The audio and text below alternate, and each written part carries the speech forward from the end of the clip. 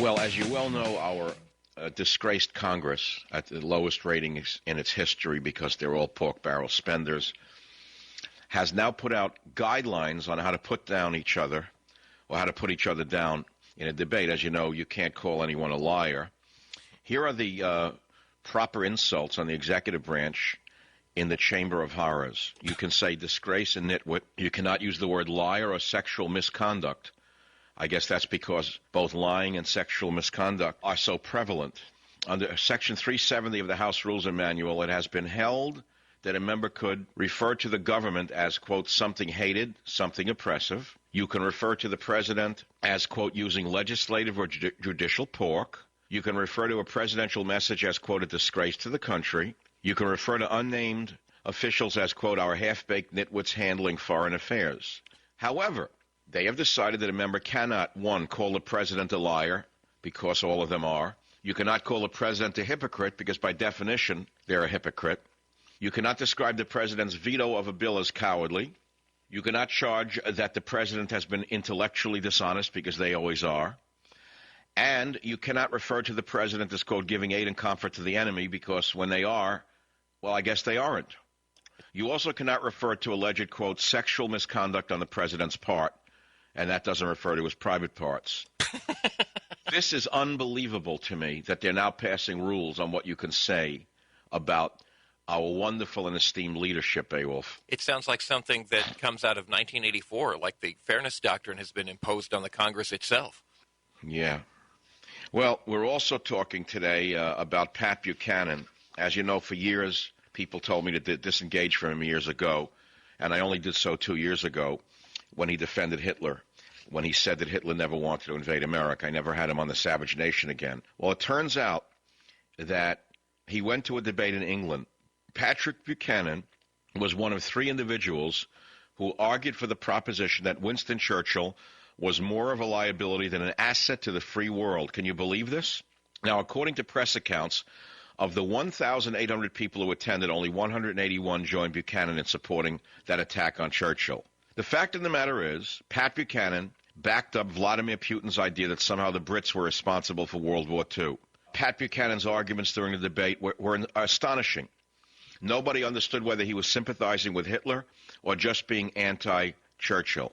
A Professor Overy, who has published extensively on the history of World War II, added this: I thought what Pat Buchanan said was a load of historical nonsense that was all completely out of context. And I know it is, because I have in my hands excerpts from Hitler's speeches on Churchill, and some of the statements that Hitler made about Churchill are strangely familiar to what Buchanan said during the debate against Churchill. So, in long and short, Beowulf, I'm ashamed to tell you that Pat Buchanan, who led the cultural wars argument back in the 90s, is not really a conservative. This is not conservative philosophy backing Hitler. When I started in radio, I declared I was a conservative and that there was a strong firewall between myself and the fascist far right. I am afraid that Pat Buchanan is not a conservative. He belongs on the extreme fringes of the right wing. And what's interesting to me is that he's only permitted on one network, and that's MSNBC, where the fascist left has a very regular home. It's really sad. I mean, he says that, they were wrong to bomb Dresden, and the Blitz was just a reaction to other things that Churchill had done, so he's completely defending Hitler.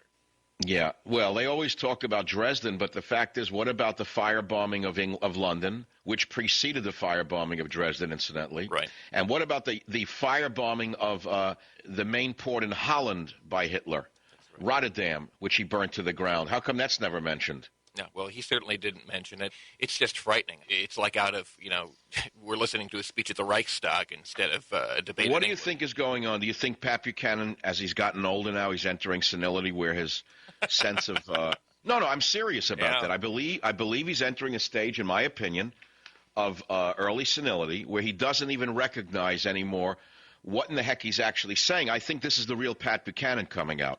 I think this is the schoolyard bully, the man who sympathized with Nazism and Hitler, really showing its face. I had a professor when I was working for my doctorate at the University of California who said that the first thing older people lose is their judgment. He said they don't even know they're losing their judgment. And in this case, I think he's right. I don't think Buchanan understands what he's doing here. Now, talking about insanity, here you have Venezuela and Russia unifying. Here you have Hillary Clinton doing nothing about it.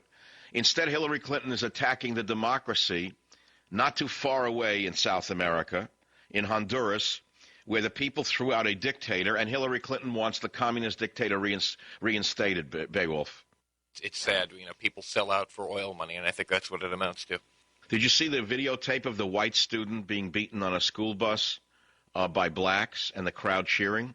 Oh, yeah, it was horrible. The guy even had glasses on, and he was still beating him up. Yeah. Well, I guess this was what Obama means by bringing everyone together.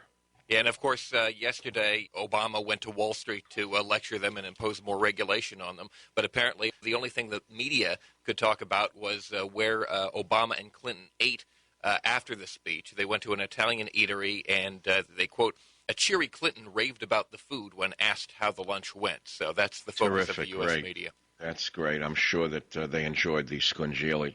Well, there's some interesting articles on michaelsavage.com as well. Bush didn't understand the conservative movement by Byron York. No kidding. I mean, we needed an article on that. No kidding. And male fish in many U.S. rivers have been feminized.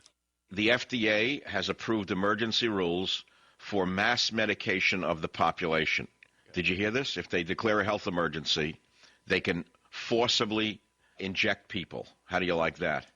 And apparently the ACLU now in many states across the country is backing laws that would require schools to inform parents and students that they have the option to opt out of saying the Pledge of Allegiance. I've been calling for their investigation and defunding, but no one listens to me.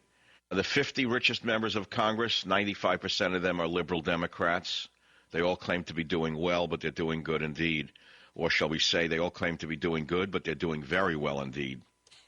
And Admiral Mullen, at a hearing today in Washington, D.C., has said that more forces are going to be needed for the Afghan war. Apparently, we're going down the same road that Johnson did in the ramp-up of Vietnam, but the left is a little to be heard. By the way, going back to the black school gang beating the white boy with glasses and the crowd cheering wildly, in St. Louis, the police say the school bus beating may not be racially motivated. Interesting. Very interesting. They just may not be racially motivated. Savage.